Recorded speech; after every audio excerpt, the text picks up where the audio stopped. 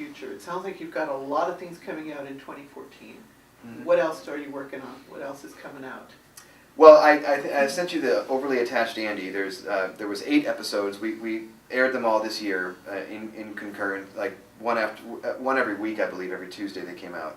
Do me a favor and tell me about Overly Attached Andy.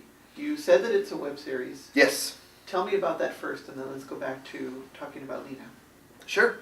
Overly Attached Andy is a chronicle of a guy very much like me, played by me, whose name also happens to be Andy.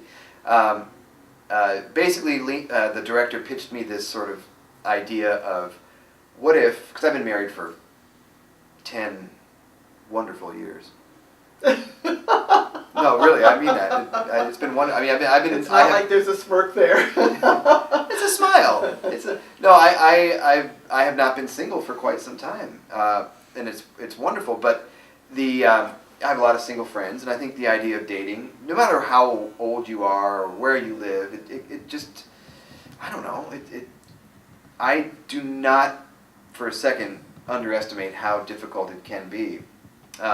The story of Overly Attached Andy is about a guy played by me who is recently single and is an earnest, honest, nice guy. Kind of basically, Linus, the director, said, imagine you as a kind of wannabe hipster and single. So I don't consider myself to be a hipster, but I wear this like pork pie hat and big, nerdy glasses. I guess it's part of my little fashion. She wanted me to wear it. But, no, I play a guy who is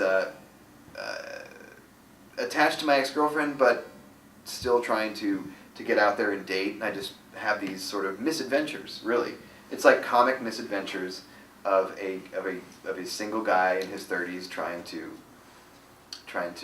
meet women. And get back in there.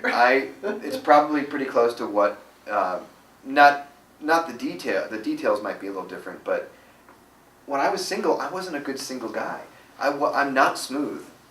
I'm not smooth. I'm not a grease the wheels kind of guy.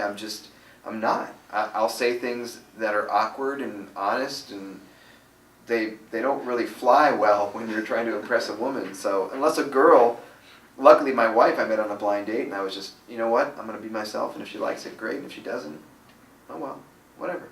So I just happened to be in that kind of mood that night. Usually I'm a little more concerned about, so yeah, it's just about dating, it's about love life, and how we put on personas or don't, and what the ramifications are of that.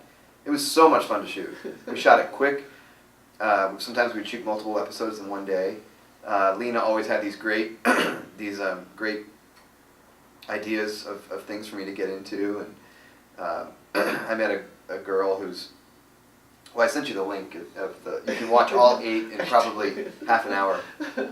I thought they were great. Some of the things, and then I was looking at the comments, so they were thinking the same things too, like the one that had the worms in it, the very first one that you actually sent me the fertility.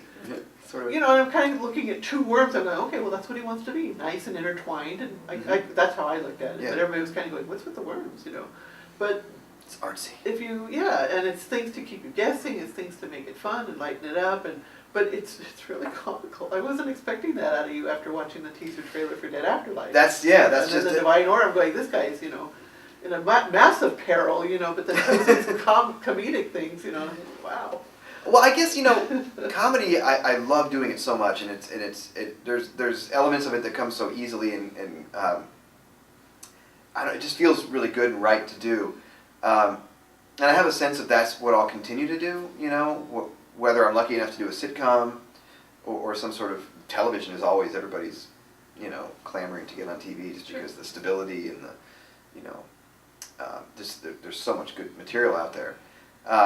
So that's obviously a goal of mine. But horror films and ghost stories, like that's sort of like this deep down passion where secretly I would be happy doing it for the rest of my life. Like every movie would be a horror movie. Scream King. Yeah, but that's just probably not reality, and it probably wouldn't be wise to do that.